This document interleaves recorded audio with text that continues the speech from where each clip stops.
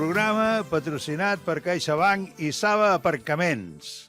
Generosament. Busca't una excusa per veure què tenen en comú Newton i Lorca, per fer una expedició a Mart, per canviar l'art amb Duchamp.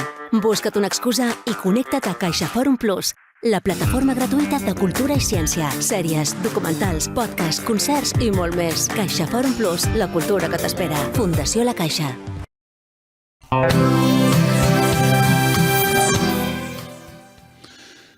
Buenos días, Domingo. Estamos aquí como siempre con la cultura y con gente de primerísima fila. Y hoy tenemos a un compañero, el señor José Carlos Aranda, además catedrático de Filología Hispánica. Ha hecho un ensayo, bueno, yo no sé si es un ensayo o un estudio científico. Me inclino por lo segundo, en mi modesta opinión, que es el arte de contar un cuento. De este arte de contar un cuento han salido más de 200 páginas y un montón de preguntas que le vamos a hacer ahora. Y bueno, pues como cada semana, pues vamos a empezar con don José Carlos Aranda. ¿Qué tal, José Carlos? ¿Cómo estás? Pues muy bien, gracias a Dios, Román. Pues venga. Muy bien. Vamos allá. Pasando calor en Córdoba, te digo. Bueno, aquí hoy ha refrescado un poco, pero llevamos un verano de mucho cuidado. Uy, que se me cae tu libro. Era que si no, se tiene que ver. A ver. Bueno, pues a través del cuento regalamos a los niños un universo desde el que interpretar y comprender la realidad que los rodea y también las claves de las que comprenderse e interpretarse a sí mismos. A ver si me explicas esto. Pues es bastante sencillo. Imaginamos un niño recién nacido. ¿Qué hay en la mente de ese niño? Realmente ya existe algo, pero es muy primigenio, ¿verdad? Sí. ¿Por qué? Porque no ha tenido contacto con la realidad, no ha tenido experiencia y sobre todo porque aún no se ha instalado en su cerebro el sistema operativo a través del cual procesamos la información, que es el lenguaje. Es el lenguaje. Ha llegado... Con lo cual... Dime. Con lo cual, fíjate que es algo tan importante, que somos aquello que pensamos. Y el pensamiento, a través del lenguaje, genera un mundo interior que va perfeccionándose a través de la experiencia. Es decir, en ese mundo, en principio, solo existirán los elementos que el niño ve porque tiene a su alcance su entorno inmediato. A medida que vamos creciendo, que vamos aprendiendo, ese universo se va expandiendo. Me gustaría que quienes nos oyen piensen que el cerebro es una especie de espejo de la realidad, pero es un espejo vivo. Porque una vez que atrapa esa realidad, juega con ella y puede modificarla. Este es el arte de la imaginación, ¿no? Entonces, claro, esto es tremendo. Pero después lo segundo, y ahí va la importancia del lenguaje. Cuando nos analizamos nosotros mismos, que eso es lo realmente importante en la vida, el autoconocimiento, ¿no? ¿Cómo lo hacemos? Lo hacemos también a través de la palabra. Entonces, tiene una enorme importancia conocer el léxico de las emociones asociadas a situaciones concretas, vividas, para poder gestionar nuestras propias emociones y dirigir nuestra vida. Pero todo esto se consigue, hombre, evidentemente a partir de la experiencia directa, pero jugamos con los estímulos extraordinarios que puede producir el relato a través del cuento. Muy bien. Procura ser un poco más escueto, porque si no adelantaré. Ha llegado la hora de acostarse. Mis hijos quieren alargar este momento y a mí personalmente, a Román, a mí me pedían un cuento que me inventaba cada noche. Y entonces me corregían si no era como lo había contado el día anterior. A ver, explícanos esto. Bueno, esto es fabuloso. Primero no tenemos tiempo porque la vida es cada vez más trepidante, ¿no? Ya los dos cónyuges trabajan, llegan a casa, llegamos cansados, etcétera. Entonces ahí hay una anécdota personal de mis recuerdos con mis hijos, que yo creo que es compartida con la mayoría de los padres, ¿no? Después, el que ellos lo solicitan, cuando tú generas un hábito, son ellos mismos los que dentro del protocolo que se ha establecido en la casa, son ellos mismos los que lo solicitan. Cuando has conseguido generar el hábito, ya tienes el 80% conseguido. Después hay algo que yo digo en alguna parte del libro, porque tú lo has comentado, Román, ¿no? Y es que si varías un poco en el cuento, ellos te corrigen, porque es una fase de su mente en la que necesita afianzar los recuerdos. Es un instante en la mente en la que al niño le resulta muy difícil separar lo imaginado, lo que es la fantasía, lo soñado, lo que es la realidad vivida, ¿no? Entonces, para afianzar esa separación tan necesaria entre lo imaginado, lo soñado, lo vivido, el niño necesita reforzar la historia con todos sus elementos y con toda su secuencia cronológica, igual que necesita un espacio ordenado, ¿no? Porque es la separación, la evolución del apego personal, del apego íntimo de la madre, al apego espacial, a los objetos que se producen en torno a los 2-3 años. Me callo porque si sigo hablando me vas a reír.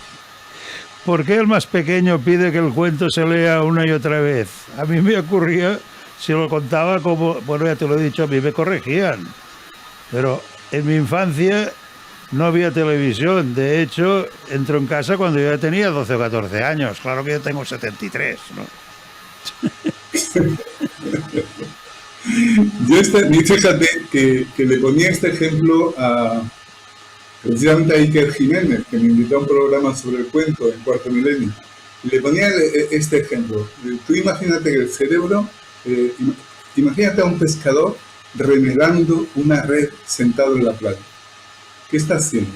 Está haciendo asegurar que las conexiones de la red sean las exactas, ¿no? Pues tú imagínate que los cuadrados de la red son las neuronas, los enlaces neuronales que se van formando en el cerebro.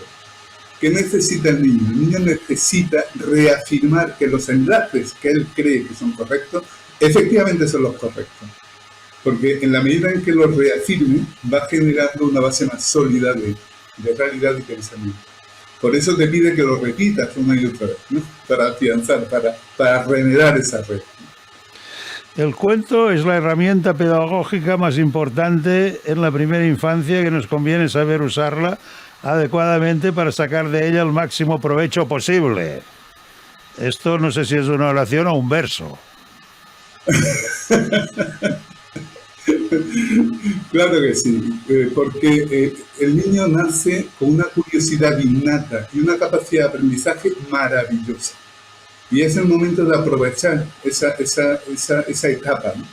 Teniendo en cuenta algo que es fundamental y que ya los neurólogos nos lo dan por hecho, y es que durante los 3 primeros años de vida se desarrolla el 85% del cerebro. Nacemos con una precorteza frontal, un neocórtex inmaduro, porque nacemos inmaduros. El hombre es el ser más inmaduro, el mamífero más inmaduro en el nacimiento, y necesita ese periodo en que el cerebro sigue madurando una vez que ya ha salido el vientre materno.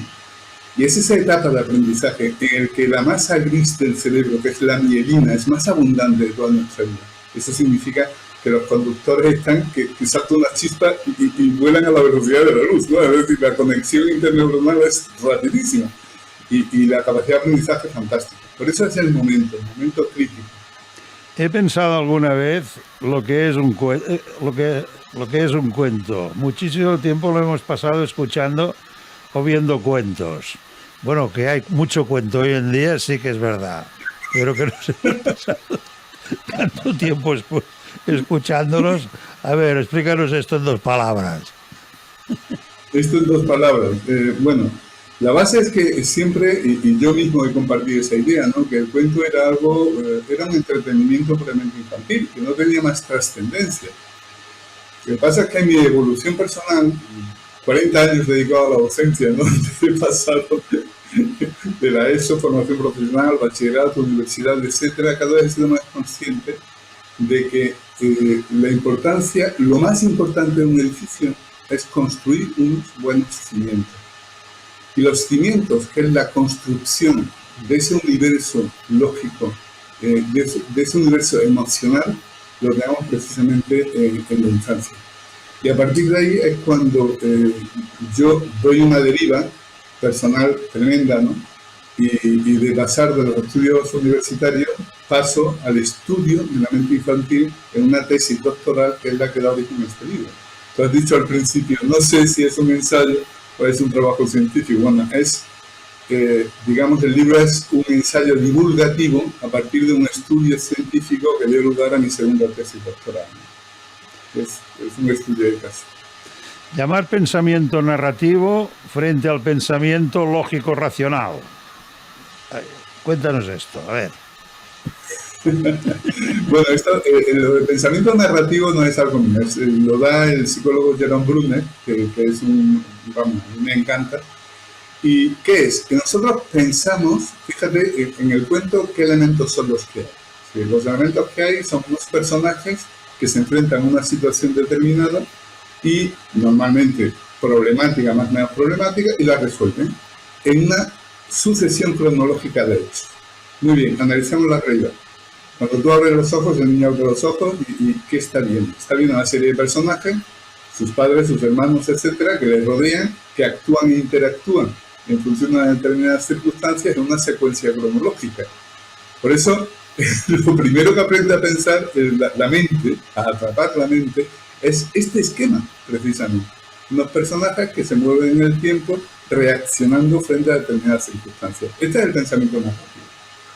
¿De acuerdo? ¿Cuál es el pensamiento lógico-racional? El pensamiento lógico-racional es lo que se llama la función representativa, cuando nos aislamos de la realidad y hablamos del ello, pero sin contaminar las emociones en lo que estamos hablando. Es un lenguaje puramente científico, ¿no? Ahí debemos ser totalmente asépticos, ¿no?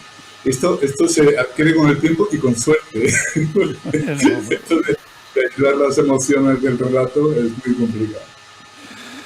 El cuento nos presenta a un grupo humano o humanizado, porque sucede muchas veces que los animales hablan en el cuento. Desde Caperucita Roja, claro. El lobo habla. Claro, que hablan los animales. ¿Y por qué no van a hablar los animales? Y para los niños eso es lo más normal, quiero decir.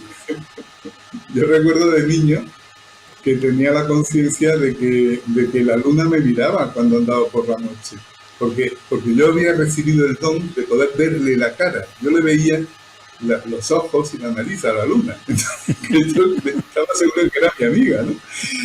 Claro, esa es la etapa del animismo infantil, en el que todo aquello que se mueve posee alma y por tanto tiene espíritu y puedo comunicarme con ello. Después ya ese animismo va perdiéndose a medida que vamos creciendo, ¿no? Y es un proceso muy evolutivo. Pero en ese momento, ¿por qué no? Cuentos de animales son los que más éxito tienen. El cuento del lobo, no me digas tú a mí, ¿eh? Sí, bueno. La cabrita, el valiente. Tiene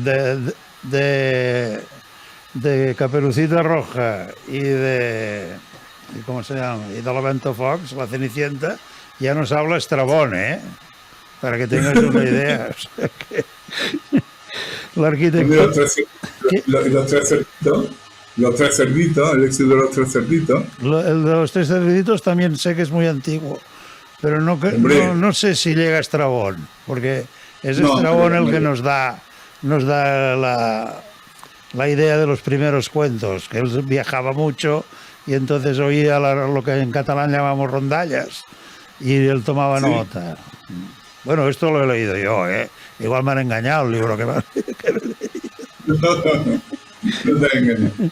La arquitectura es el esquema de contenidos del cuento, coincide con las fases de la experiencia real.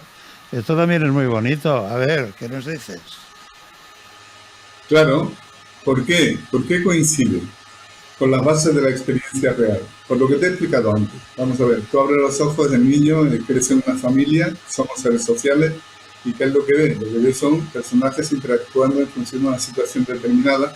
Y cada vez esto es muy importante, reaccionando emocionalmente frente a las situaciones tal y como las enfrentan. Y el niño desde que nace está observando gestos, tonos de voz, de cariño, de dulzura, pero también de enfado, de ira, de frustración.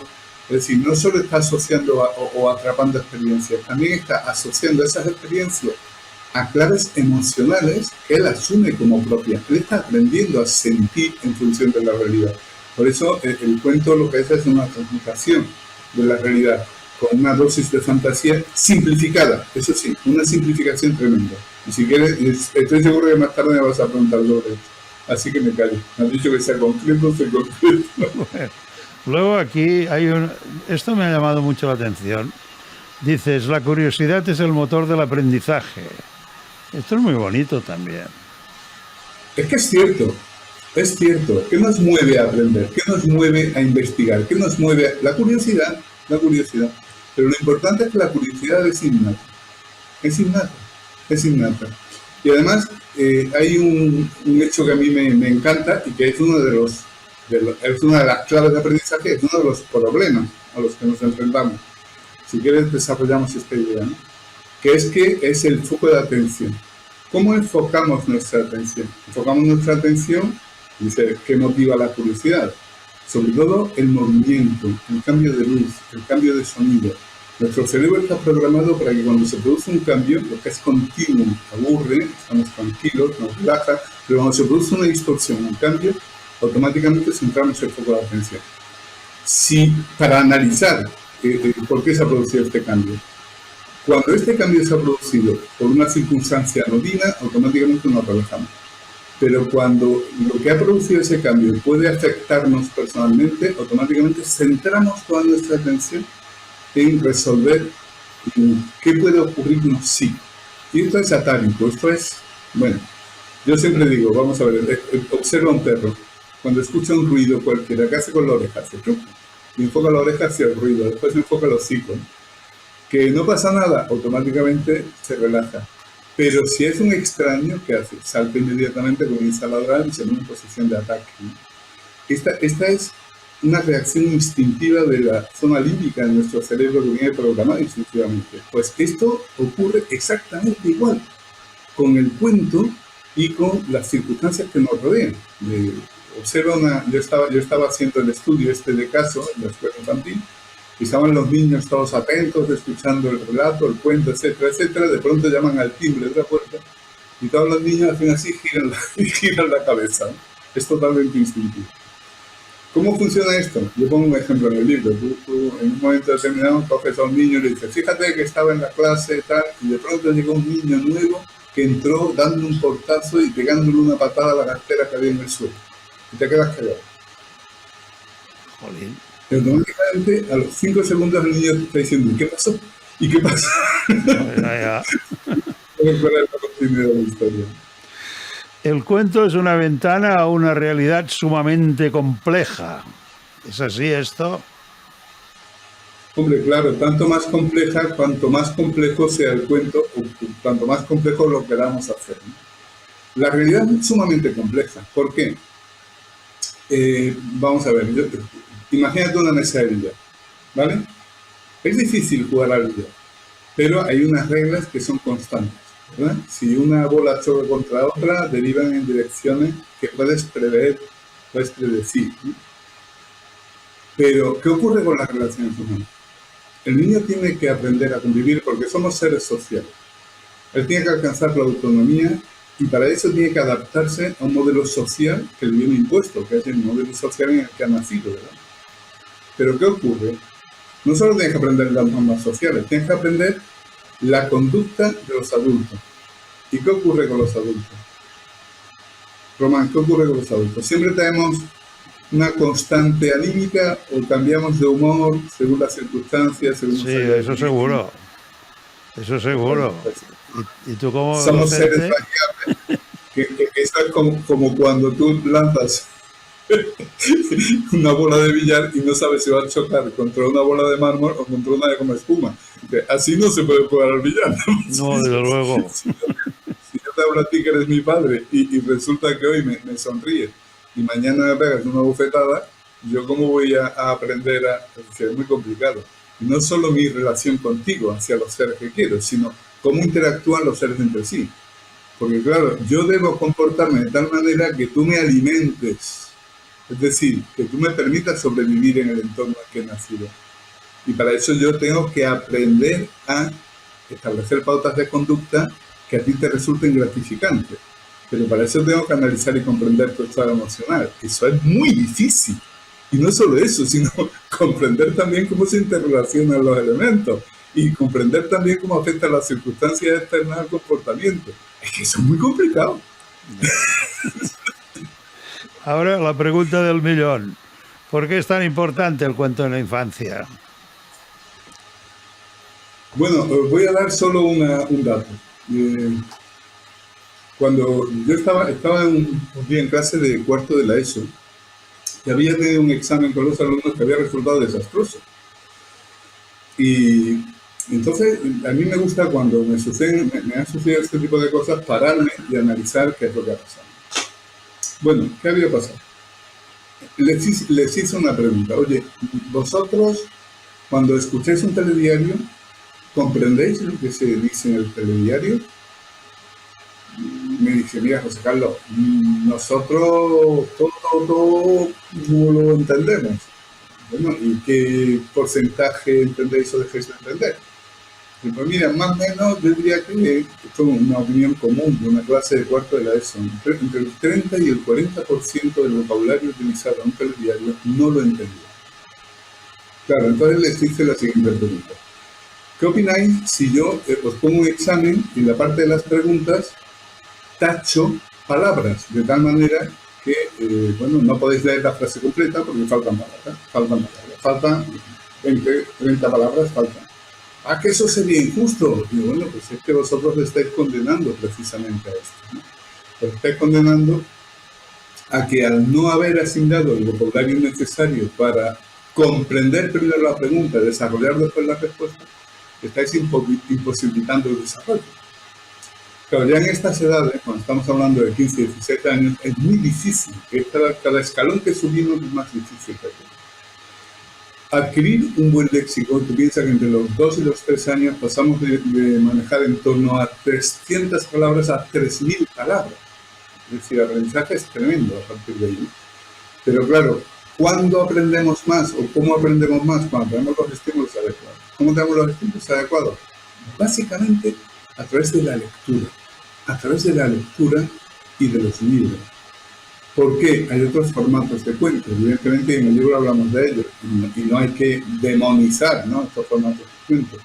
Pero el léxico, la construcción sintáctica, el universo que se crea a través del lenguaje narrado, en el cuento tradicional, no es equivalente a, si quieres hablamos luego de esto, ¿no?, al lenguaje utilizado en los cuentos animados. Esto no tiene nada que ver.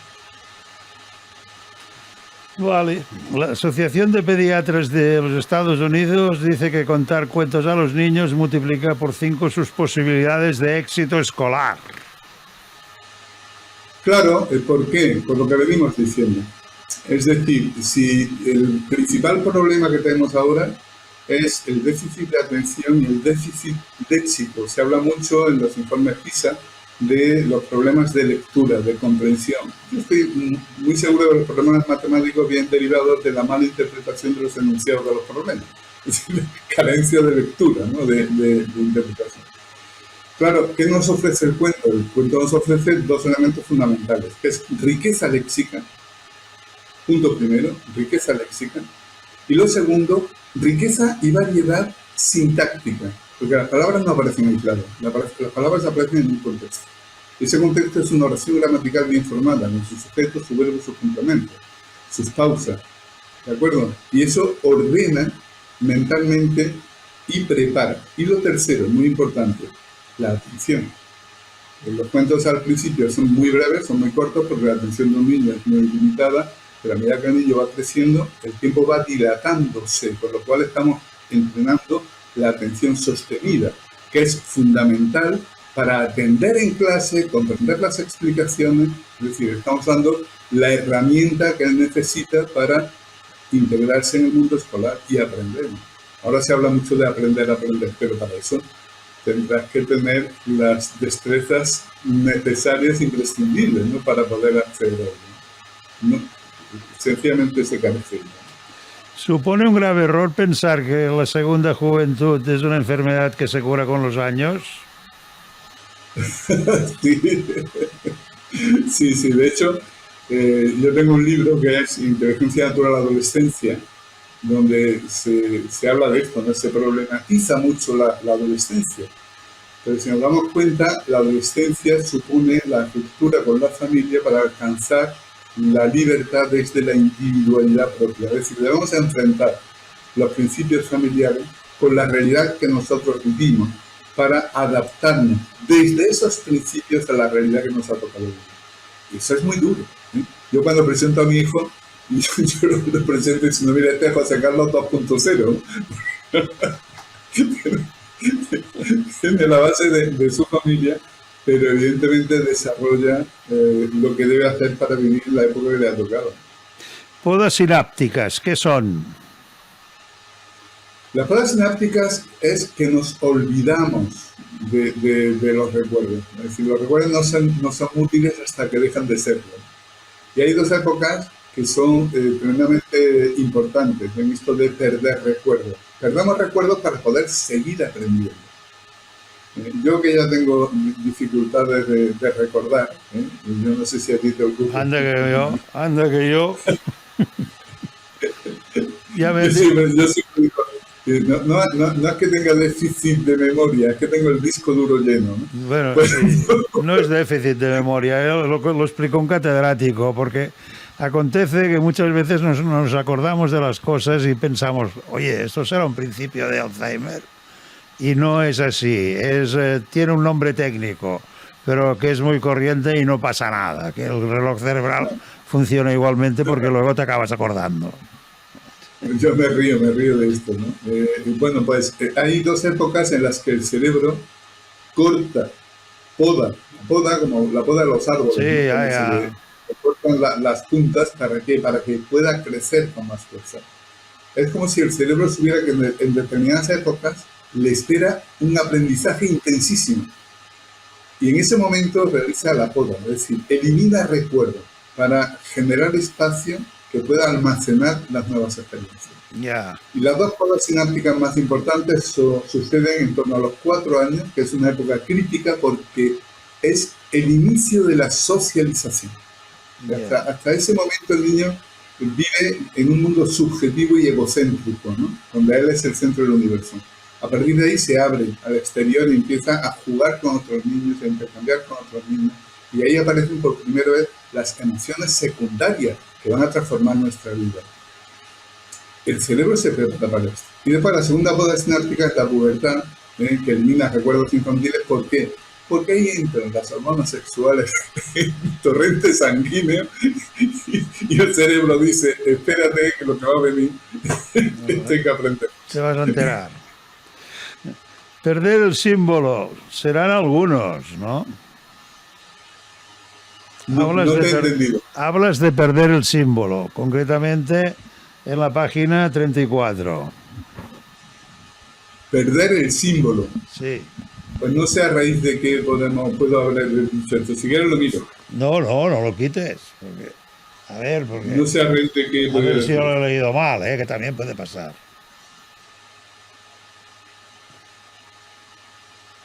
Bueno, ya sé. Estamos hablando de la teoría de la mente. Estamos hablando de la teoría de la mente. Sí.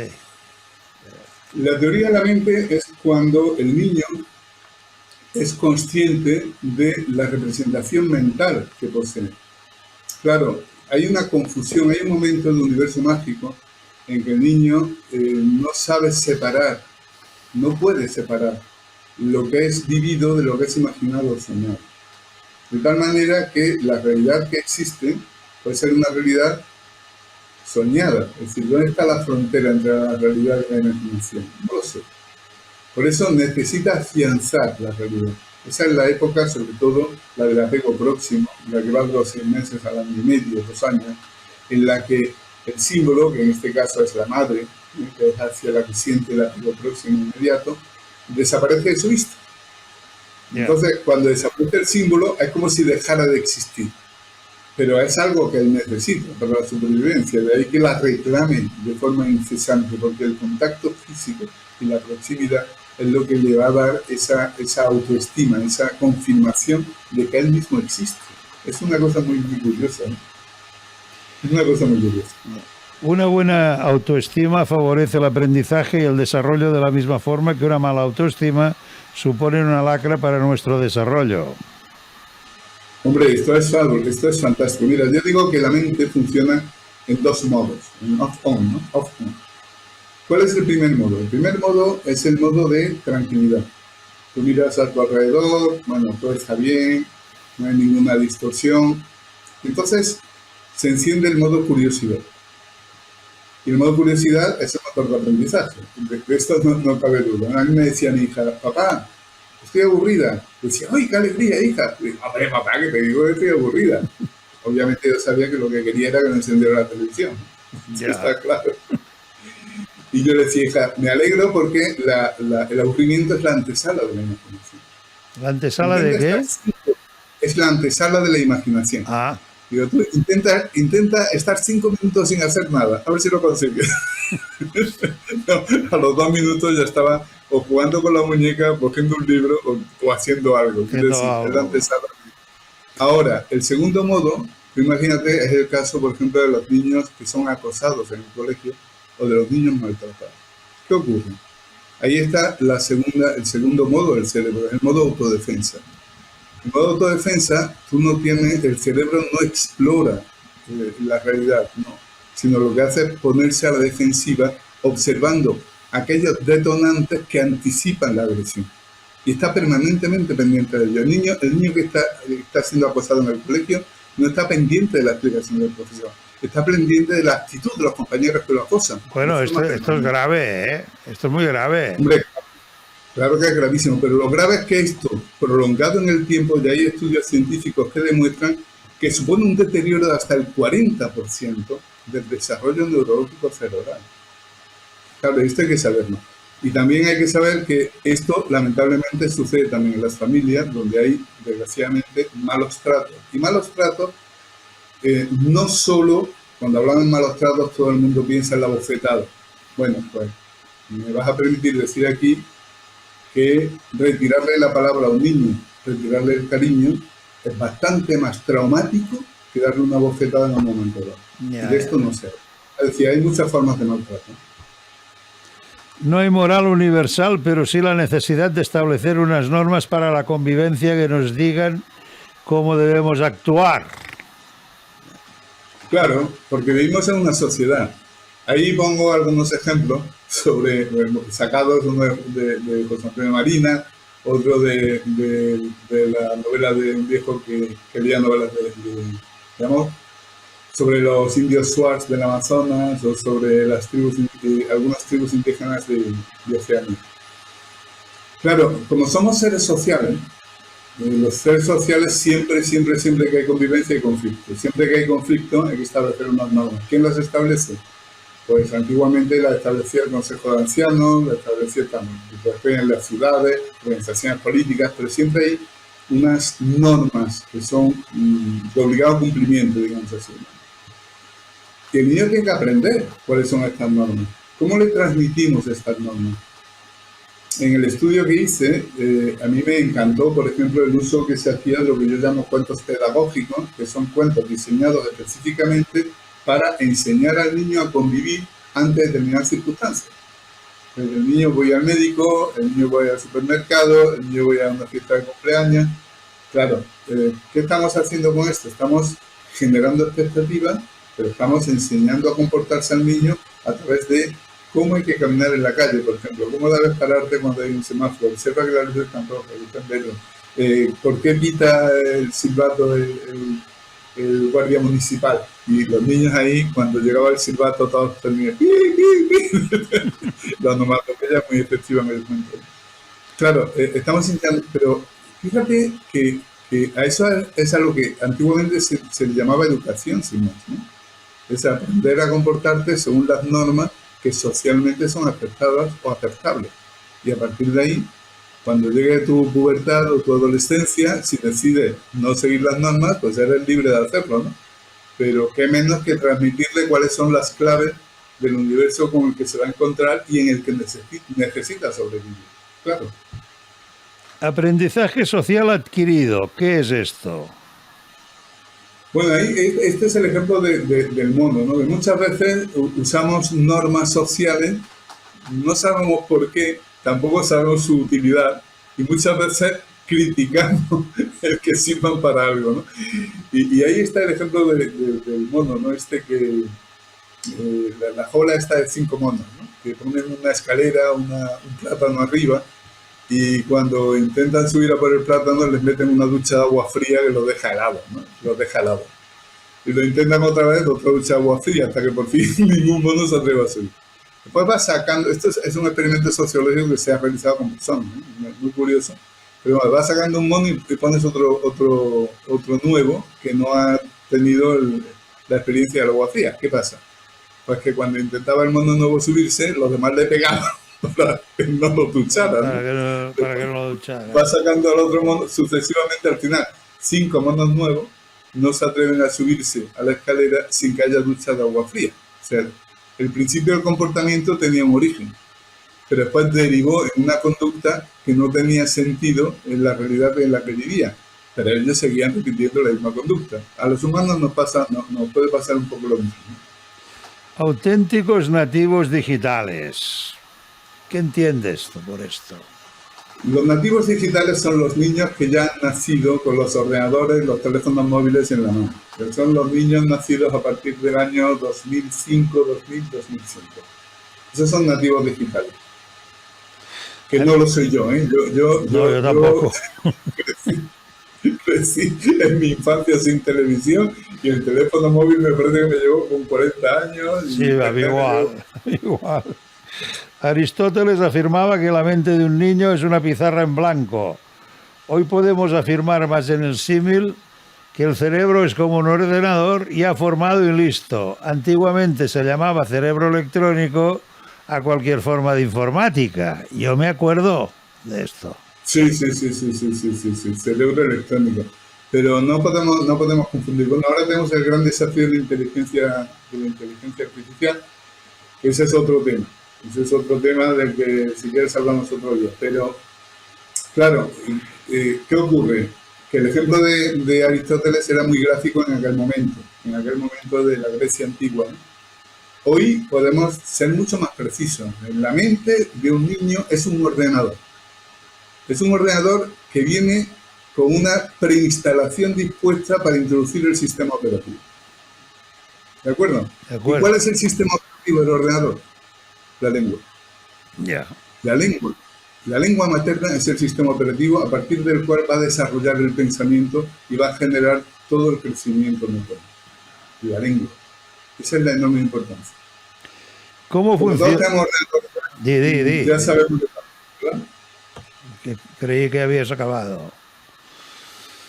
¿Cómo funciona el cerebro? ¿Nos ayuda a ganar eficacia en el proceso de enseñanza y aprendizaje? ¿Es cómo podemos ayudar a nuestros hijos a crecer? ¿Cómo funciona? Así en 2 palabras. Pues en 2 palabras es muy bueno. En 2 palabras es difícil, ¿no?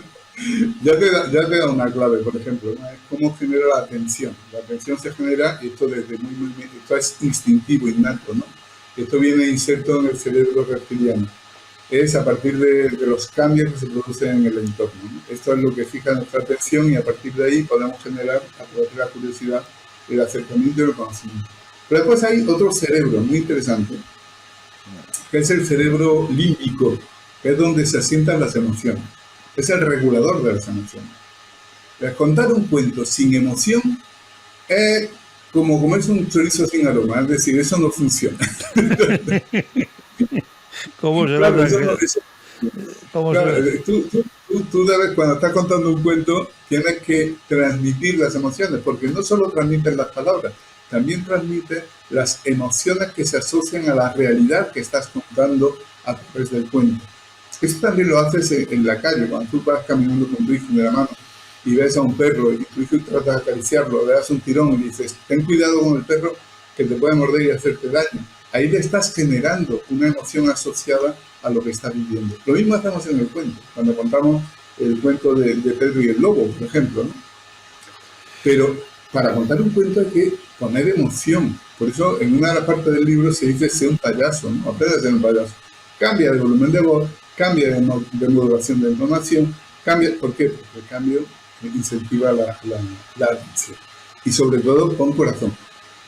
Y yo le decía a los profesores, cuando formaba profesores, les decía, si tú no te emocionas con lo que estás diciendo, si tú no muestras emoción, interés en tu propia asignatura, en tu propio discurso, ¿cómo puedes tratar de que nadie se interese en lo que estás diciendo? ¿No? Pues el niño igual, ¿no? Cuando se acerca el lobo a Pedro, de verdad, claro, es la expresión de miedo. Y que no todo lo de se acerca un lobo, ¿no? Esto hay que, hay que dramatizarlo, ¿no? Poner de voz, etcétera, ¿no? Cuando decimos que el aprendizaje cambia el cerebro, cuando cambia el cerebro, se trata de una realidad física, no de una metáfora. Claro, esto es algo que muchos no entienden.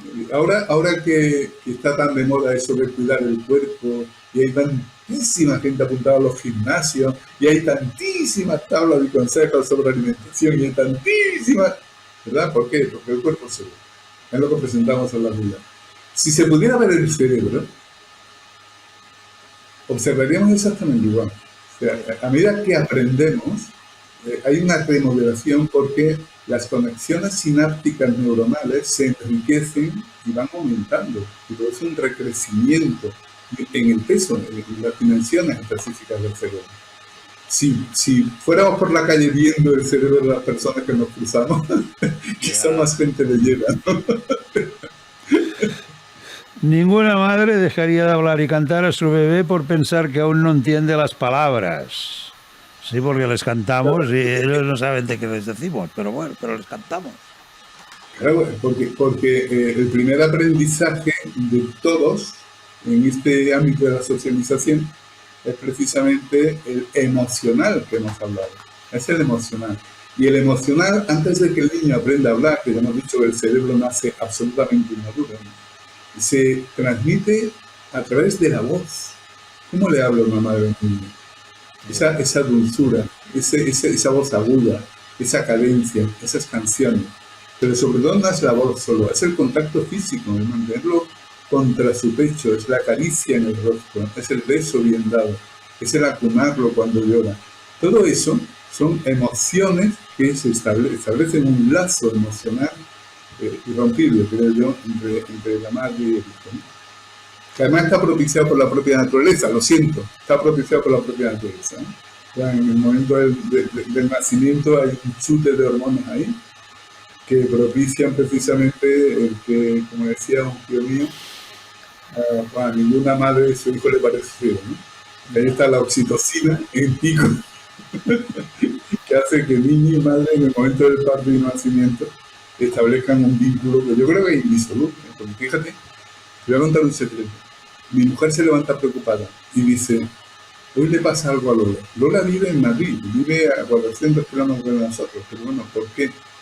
Algo está pasando. Levanta el teléfono y efectivamente está pasando algo.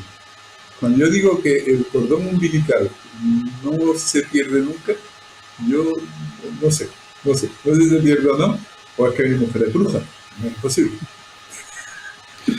Las emociones disparadas desde la zona límbica cerebral se adueñan del cerebro. Esto es una cosa muy interesante. ¿Es más de neurólogo que tuyo esto?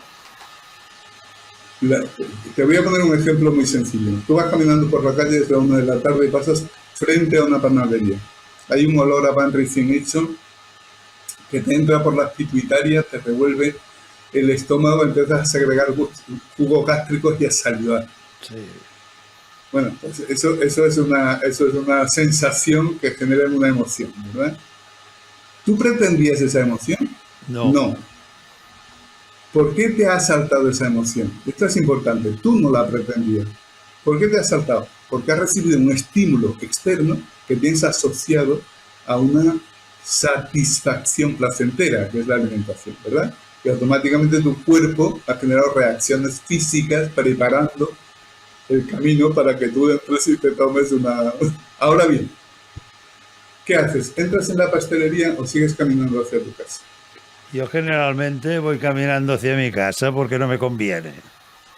Muy bien. Fíjate, porque no me conviene Y ahí entra la parte racional, que es el neocórtex. Es muy interesante porque emociones a través de la zona límbica y neocórtex funcionan por los mismos circuitos cerebrales. De tal manera que cuando dominan mucho las emociones, la parte racional desaparece. Pero cuando la parte racional domina el cerebro, acalla, controla las emociones. Yo a mis alumnos siempre les decía, vamos a ver, ¿cuántas veces habéis empezado un examen y os ha dado la impresión de que estabais en blanco? Que no sabíais nada, que se os había olvidado todo. A mí me ha pasado. Muy bien. El miedo te atenaza. El miedo ha generado ahí un cóctel de hormonas paralizantes que hace que tú pienses, no sé nada, no sé nada, no sé nada. El miedo en la zona límbica está dominando. Pero, ¿cuántas veces habéis leído las preguntas y de pronto habéis visto que en una sí podríais decir algo? Y habéis empezado a escribir. Y a medida que habéis empezado a escribir, resulta que os ha venido a la mente respuestas de otras preguntas que había en el examen. Y al final las habéis contestado todas. ¿Qué es lo que ha pasado?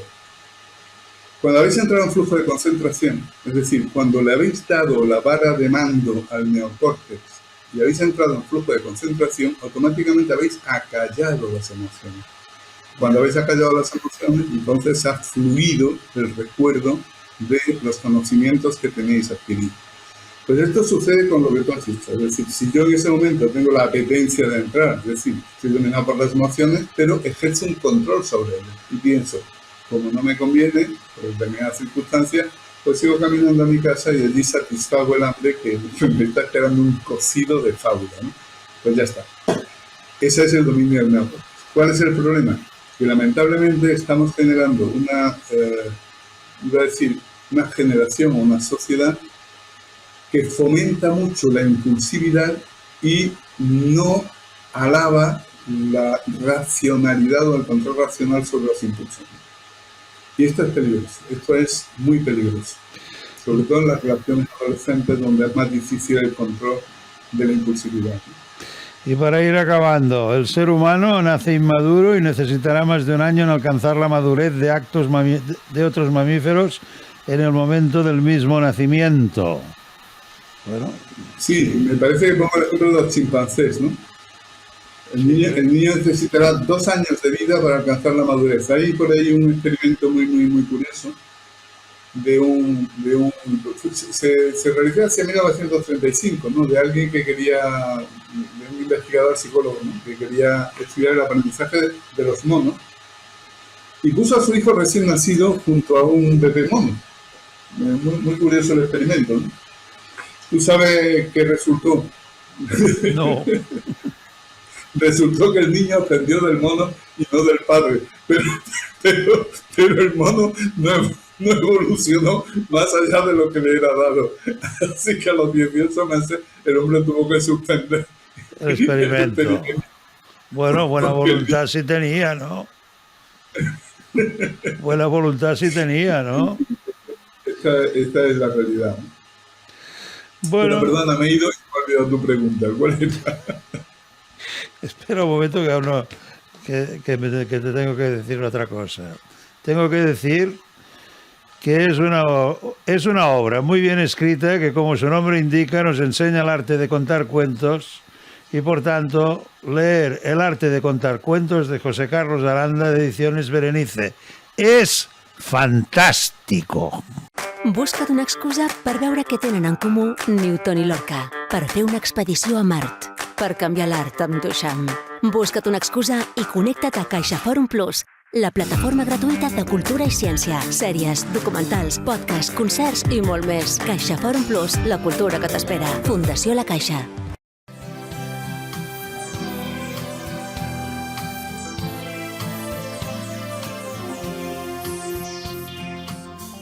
Programa patrocinat per CaixaBank i Saba Aparcaments. Generosament.